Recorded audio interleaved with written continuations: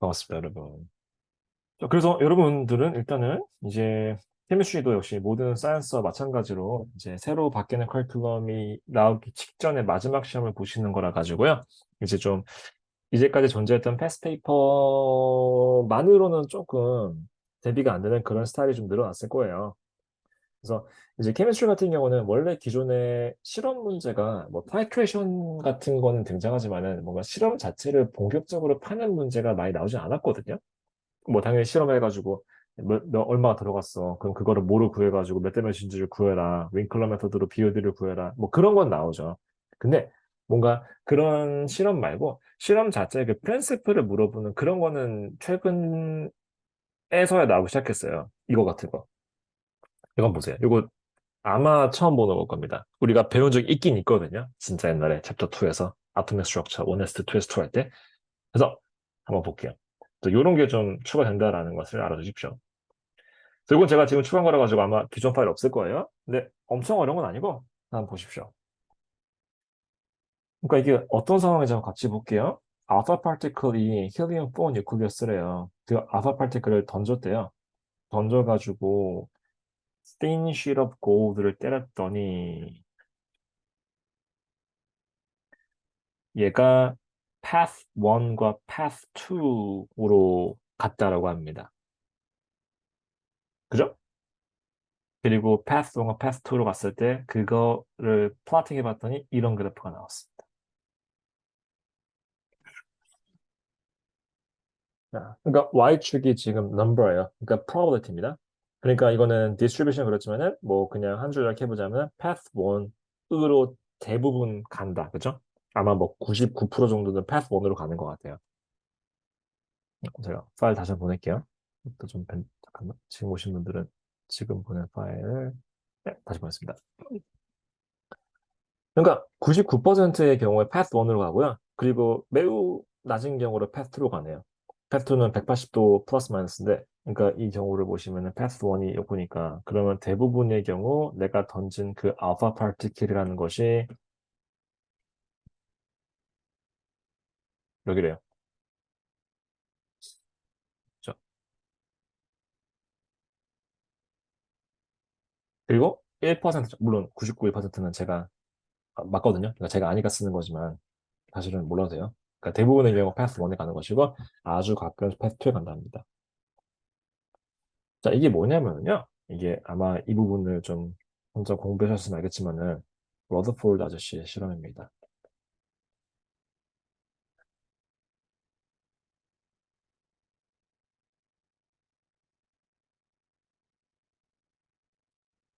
요거를 봤을 때, 아, 하고 떠올리시는 경우도 있을 것이고, 야, 이게 뭐예요? 저 이런 거 배웠어요?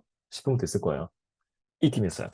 그래서 여러분의 챕터 2에서 진짜 옛날에 아톰 배울 때, 아톰 챕터에서 제일 중요한 거는 1s2, 2s2, 2p6, 2p6 그거잖아, 그쵸? 그건데, 그거 등장할 때 초반에 그 아토믹 스트럭처랑 그게 등장하거든요. 그리고 이제 그 이상 너무 퀀텀이기 때문에 그 이상 자세히 보지 않아요. 우리가 오비탈 배울 때 그 오비탈이라는 것은 그냥 일렉트론이 존재하는 공간이다 이런 식으로 배우지 않습니까? 원래는 일렉트론이라는 것이 존재한다기보다는 그 안에서의 그 확률을 보는 거잖아요. 근데 이제 그 부분은 너무 깊게 보지 않는데 근데 최근 들어가지고 그거를 또 이제 좀 깊게 물어보려는 그런 움직임이 있더라고. 왜냐하면 이번에 바뀐 커리큘럼에서는 그거의 비중이 올라갔거든요. 그래서 여러분들이 시험 보실 때는 새로 바뀐 커리큘럼에 영향을 받지 않아요. 왜냐하면 그거는 이번에 아이비를 시작한 사람들한테만 어플라이 되는 거니까. 그래서 시험에 바뀐 유형에는 여러분이 디렉트하게 영향을 받지 않지만, 근데 그 바뀐 거가 어느 정도 따라가요. 그러니까 완전히 배우지 않은 걸 물어보지 않겠지만은 요즘에 바뀐 유형처럼 이런 식으로 실험에 대한 걸 집중적으로 파고든다는 패턴이 여러분의 시험지에도 옛날 거보다 많이 나올 겁니다. 그래서 이런 거 알아두셔야 돼요. 자, 이거는 어려운 거 아니에요. 되게 쉬운 거예요. 보니까 알파 파티클 던졌더니 골드를요, 뚫고 나갔대요. 자, 99%가 골드를 뚫고 나갔고요. 1%가 튕겨 나왔대요. 왜냐면은 우리가 모두 다 알고 있다시피 아톰이라는 거는 원래 뉴클리어스 빼고는 빈 공간이잖아. 그죠? 그러니까 아톰이라는 게 있을 때 뉴클리어스가 가운데 있고, 그죠? 그 주변에 일렉트론이 있는 거였죠. 그리고 요거를 우리가 뉴클리어스라고 부르지 않습니까? 그리고 얘가 99% 정도의 매스를 가지게 됩니다. 하지만 1% 정도의 볼륨만 가지고 있죠. 왜냐하면 볼륨으로는 이 일렉트론 클라우드가 훨씬 크거든요. 그래서 아톰의 99%는 자 얘는 매스로는 1%밖에 안 되지만은 볼륨은 99%입니다. 우리가 매우 잘 알고 있다시피 아톰이라는 거는 이런 식으로 만들어져 있으니까 굉장히 작은 알파 파티클이라는 게 날아가면은요 어때요? 99%는 뚫고 나갈 겁니다. 1% 정도 하필이면 뉴클리스 때려가지고 튕겨 나오는 게 가능하겠네요. 이게 패스 2고요. 이게 패스 1이에요. 그래서 일렉트론이 뉴클리스 주위를 감싸고 있고 아톰이라는 건 사실 대부분의 경우 빈 공간이다라는 거 우리가 이미 아는 거잖아요. 그죠? 배웠잖아요. 그 빈 공간을 자세히 쪼개봤을 때 오비탈이 있고 썸레벨이 있고 1s2, 2s2, 2p6, 3s2, 3p6, 4s2, 3d10 그거 있는 거지 않습니까? 그래서 그렇게 오비탈에 대해서 디테일을 알기 전에 최초의 실험이 이거였어요.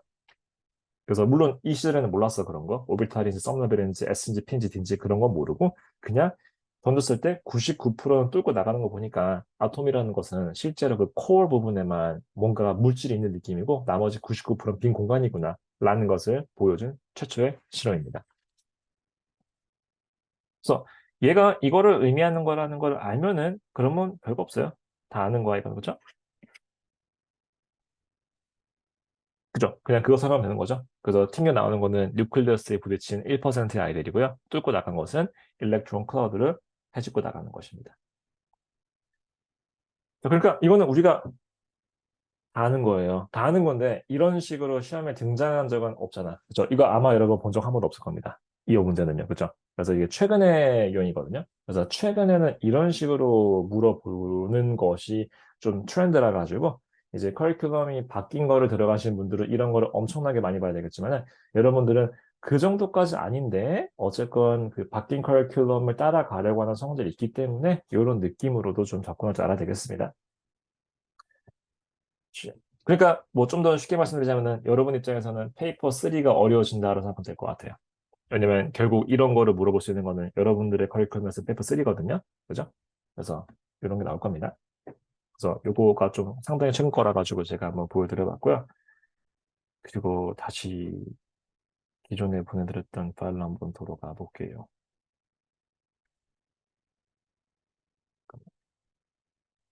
요거는 됐습니다. 아 그죠?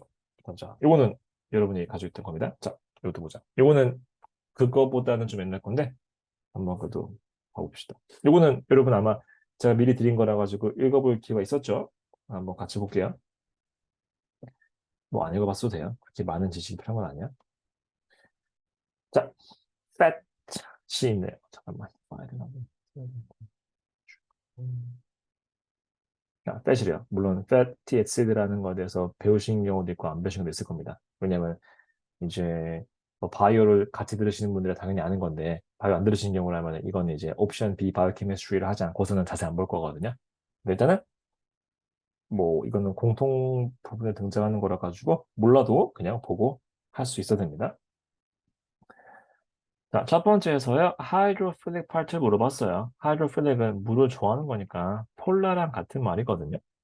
그러면 폴라는 당연히 이 부분이죠. 그죠? 왜냐면은 칼복실릭 에스트 부분이 뭐 정확하게는 펑셔널 그룹으로 물어보자면은 칼복실 그룹이 폴라니까요. 그리고 여기는 거대한 하이드로카본 체인을 매우 논폴라한 레피디한 성질을 가지고 있을 것입니다. 네?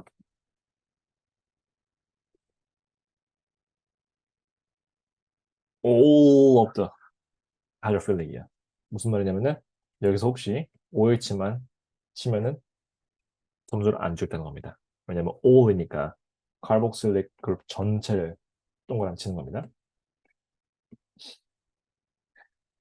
자, 2번. 그래서 이거를 내가 small amount를 placing in water 했대요. 그랬더니 dispersing to make a layer on the surface there is only one molecule thick 이라고 했습니다. 자, 이거는 좀 인트레스팅한 포인트인데요. 이거를 물에 집어넣었더니 one molecular thickness를 가지고 있는 single layer를 포밍했다고 합니다. 왜냐면은 저 carboxyl group 파트가 굉장히 폴라거든요. polar 혹은 hydrophilic 물을 좋아하는 거고 저 non-polar 한 거는 lipid이 한 거니까 얘는 hydrophobic이에요. 물을 싫어해요. fat이니까. 그죠? 그러면은 한번 생각해 보죠. 그림을 좀 그려보자면요. 예를 들어서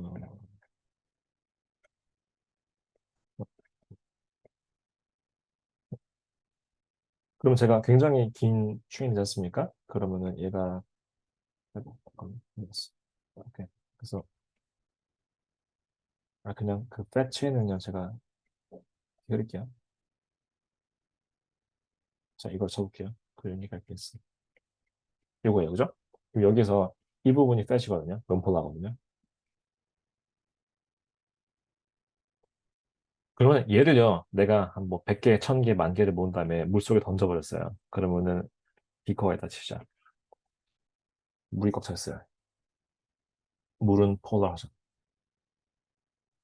그럼 여기에다가 이거를 던져버리면요. 자, COH 부분은 물이랑 만나고 싶은 마음이 크지만은 그거를 제한 나머지 부분은 물이랑 별로 안 만나고 싶을 겁니다. 그렇죠? 그러면 어떻게 되냐면요. 물을 좀 더 확장할게요. 이게 물이야. 그러면은 얘가 물에 빠졌을 때 COOH 부분만 물이랑 만나고 나머지 부분은 물을 피하는 이런 느낌으로 존재가 될 겁니다. 그죠? 잠깐만. 음, 어, 그죠? 이렇게, 그죠? 그럼 이게 만약 어떻게 돼? 이게 되겠죠? 그래서 COH 부분은 폴라니까 물하고 만나고 싶을 것이고요. 그게 아닌 나머지 부분은 물을 피하고 싶을 거니까 이렇게 뜨는 장면이 만들어질 거예요. 이게 문제에서 말하는 one molecule thickness 상황입니다. 얘가 세로로 서버리기 때문에 이런 일이 발생하는 거예요. 그러니까 만약에 얘를 내가 충분히 추가했더라면요, 물에 띄었을 때 이 친구들은 어쨌건 길을 쓰고 넘퍼라인 파트를 피하려고 할 것이기 때문에 이런 식으로 물 위에 얇게 될 겁니다. 그러니까 이 부분이 one molecule thickness라는 거죠. 그러니까 이런 식으로 존재하게 된다라는 걸 말하고 싶은 거예요. 그래서 첫 번째 문제에서 hydrophilic part 물어봤으니까 그 부분만 물에 닿고 싶을 거다라는 걸 생각하시면은 뭐 상상할 수 있을 거예요. 그러시고 그 다음에는 뭘 물어봤냐? 그 다음에는 기계 썼구나, 그죠? 기계 써가지고 눌러버렸습니다. 그렇죠? 이런 기계를 준비했대요. 그래서 아까처럼 물 위에다가 그 나의 팻이 이렇게 싱글 레이어로 커버되게 만들었어요. 인간 눈으로 보자면 그냥 물 위에 기름이 둥둥 떠 있는 그런 느낌일 겁니다. 그죠? 그랬을 때 저게 movable barrier가 점점 다가와가지고 이쪽으로 움직여요. 그 여기에 pressure를 체크하는 센서가 있답니다. 점점 좁아지는 거죠, 면적이. 그래서 저기 오른쪽에 있는 벽이 점점 왼쪽으로 다가오면서 면적을 줄여버리니까 그러면 아무래도 면적이 좁아지니까 pressure가 올라갈 겁니다. 그래서 그 그래프가 이거래요. surface area가 올라갈수록 surface area 내려갈수록 pressure가 올라가는 그래프죠. 당연히. 근데 올라가는 모양새가 좀 이상하지 않습니까? 그렇죠? 이렇게 갑자기 올라가잖아.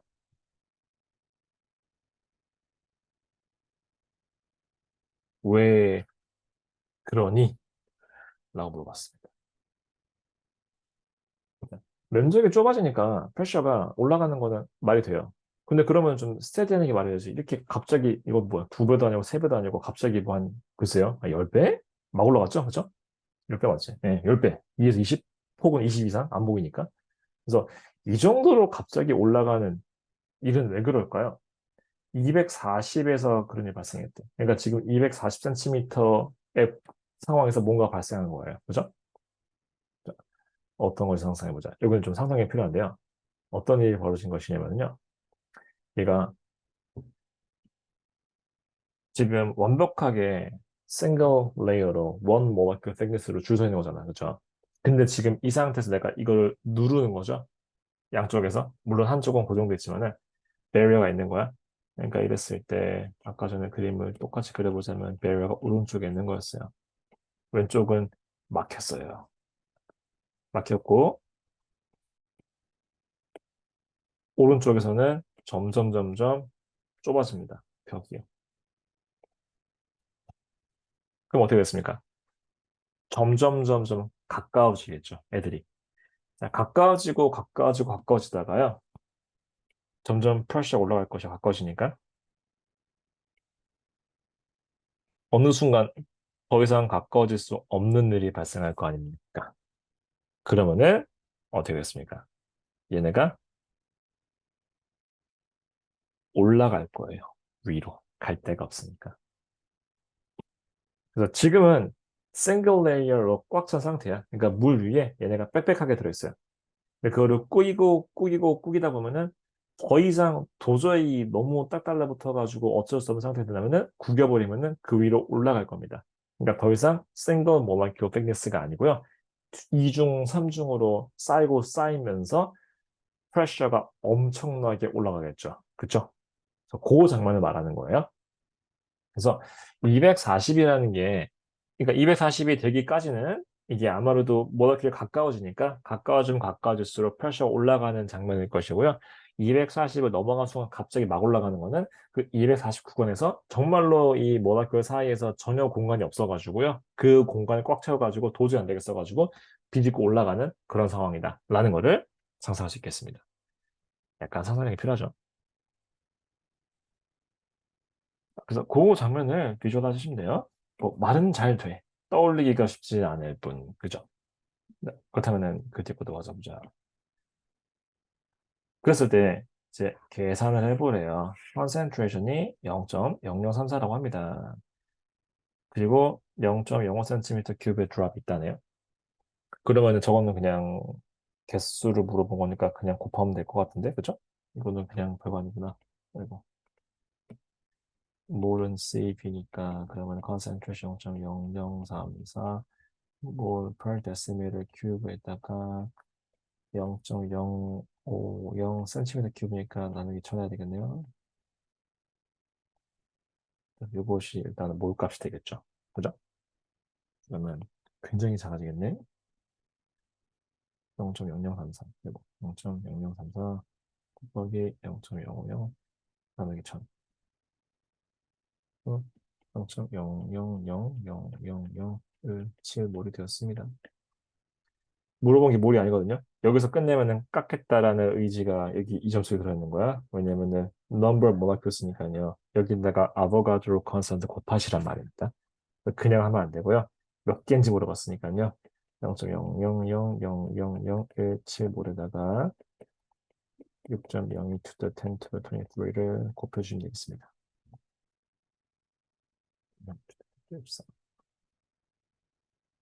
치면은 1.0에다가 하나, 둘, 셋, 17. 그래서 이걸 하면 1.0 to the 10 to the 7 되겠습니다.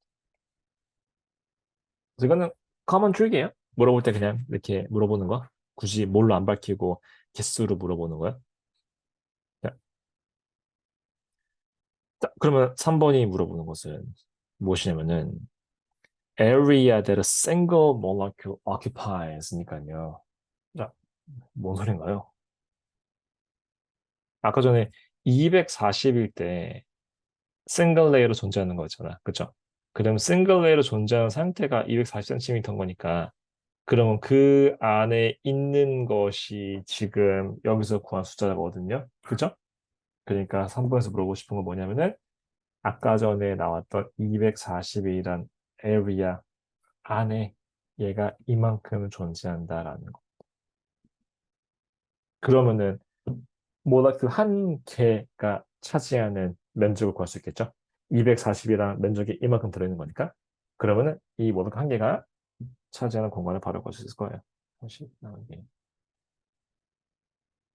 그러면은 2에다가 10에 15는 정도? 그러면은 2.4에다가 10 네게티브 15 정도가 되겠습니다. 계산은 굉장히 단순해요. 뭐 계산이 중요한 게 아니고 그냥 이 실험 상황을 보고 어떤 것을 요구하는 건지를 맞추라는 게 중요한 것입니다. 그래서 이런 거를 좀 조심하셔야 되는 게, 저 보여 알겠지만 풀이 자체는 굉장히 쉬웠죠. 저희가 지금 활용한 거 생각해 보세요. 뭐 썼습니까? 쓴 공식은 그냥 컨센트레이션에다가 몰 볼륨 곱하는 그거랑요, 아보가드로랑요, 그냥 나누기랑요, 그죠? 그리고 앞에 문제에서 쓴 지식은 뭐야? 폴라랑 논폴라 이거잖아. 폴라는 폴라끼리 붙는 걸 좋아하고 논폴라는 논폴라끼리 붙는 걸 좋아한다는 그냥 그것뿐이에요. 그러니까 얘네가 요구하는 지식은 굉장히 적습니다. 우리가 알아야 될 게 많은 건 아니에요. 굉장히 기초적인 걸 물어보는 건데, 근데 이 상황에서 내가 알고 있는 그거를 끄집어내는 게 쉽지는 않아요. 그죠? 요거는 제가 미리 좀 시간 들었지만 어려운 거라 가지고, 만약에 여러분들이 시험 볼 때 실제 시험에 나왔어. 그러면 어때요? 좀 일단 좀 당황스럽지 않겠습니까? 일단 뭘 어쩌라는 건 잘 모르겠잖아. 알고 나면 별거 없어. 알고 나면 다 아는 거야. 왜냐면은 어려운 지식을 요구하는 건 아니니까. 근데 특정 상황이 났을 때 너무 특수한 상황을, 특이한 상황을 주기 때문에 여기서 내가 원하는 그 지식을 활용하는 게 맞나 싶은 느낌이 들 때가 있습니다. 그래서 그것만 잘 넘기시면 돼요. 물론 좀 연습이 필요하고요. 그리고 이런 게 비중이 커졌기 때문에 공부하실 때도 그냥 뭔가 좀 티피파이 되어 있는 그런 티피컬한 정형화된 그런 문제를 보는 것도 중요해요. 왜냐면 어쨌건 대부분의 문제는 티피컬한 뻔한 문제니까 한 80%는. 근데 그 나머지 좀 이상한 문제를 마저 맞추시려면은 이런 거에 대한 트레이닝도 좀 따로 하셔야 되겠습니다. 그래서 지식이 굉장한 건 아니지만 그냥 상황 자체가 특수한 경우가 꽤 있습니다.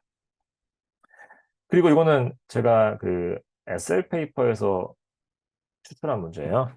그러니까 여러분이 H라면은 이거보다 어려울 겁니다. 그죠? 그래서 이거보다 어렵다면은 운 나쁘면은 굉장히 어렵거든요. 운 나쁘면은. 그래서 좀 이상한 상황이 나와도 내가 배웠던 거를 최대한 활용할 수 있는 그런 형식으로 대비를 해주십시오. 연습 많이 하시면 돼요. 어차피 패턴이랑 있는 거니까. 그래서 그거면 되고요. 요거는 그냥 일반적인 타이트레이션인데, 이거는 저희가 보진 않을게요. 이거 어려운 건 아니거든요. 근데 타이트레이팅 할 때 그냥 뭘 구하는 게 아니고 항상 uncertainty를 같이 물어보는 게 요즘에 그냥 대세예요. 그냥 거의 무조건이라고 보시면 됩니다. 지난 5년간 타이트레이션 문제 나올 때마다 uncertainty를 같이 안 낀 적이 한 번도 없어요. 그래서 uncertainty가 비중이 많이 올라갔거든요. 예전에는 그냥 맨 마지막 챕터를 잠깐 배우는 그런 거였는데, 이제는 실험 문제가 등장하는 순간 무조건 uncertainty 물어볼 거라 가지고 앱소더 던질 때 있을 때 그거를 퍼센트로 바꿔가지고 더하는 그거 있죠? 그거를 항상 잘 리뷰해 주세요. 그래서 이제 존재하는 모든 실험 문제는 uncertainty와 그리고 error와 랜덤 에러와 시스템의 에러와 뭐 그런 possible improvement 이런 거를 다 물어볼 겁니다. 요 문제는 제가 좀 자른 거예요. 뒤에 더 있거든요, 원래는. 그래서 그런 관점이 다 포함됩니다. 그래서 실험 문제에 그런 게 나온다는 것도 새로운 트렌드니까 그것도 항상 염두에 두십시오. 자, 그래서 그 정도고요, 여러분. 혹시 혹시 뭐 시험에 대해서 궁금한 점 있거나 공부하다 막히는 거 있거나 있으면 저한테 연락 주시면 제가 일단 항상 답변을 드리니까 이제 눈치 보지 마시고 언제든 연락 주시고요. 일단 저희가 지금 본 거는 크게 두 가지였죠. 첫 번째, 실험 문제에 대한 접근법. 약간 굉장히 특이한 상황. 그러니까 여러분의 페이퍼 3처럼 그게 딱히 배운 건 아닌데 지식은 되게 별거 아닌데 그거를 좀 복잡하게 응용하는 희한한 상황이라는 것이 등장할 것이다. 라는 관점이랑요. 그리고 두 번째, 실험 데이터에서 무조건 uncertainty를 같이 물어볼 것이다. 요거였습니다. 여러분 어차피 근데 IA 같은 거 하시면서 그건 연습만 했으니까 그냥 그 정도면 돼요. 그래서 그럼 될 것 같아요, 여러분. 그래서 그것이었고요. 저희 요거 가을 프로그램 개강하니까 혹시 뭐 질문 좀 있으시면 관련해서 연락 주시고, 그리고 또 제 카톡이 이미 없으신 분들은 사실 거의 저를 아시는 분이긴 한데 혹시 제 카톡 없으시면은 그냥 편하게 연락 주시면 제가 도와드릴게요. 그냥 공부하다 막히는 거. 자, 여기까지 보도록 합시다, 여러분. 수고했어요. 잘하시고 안녕.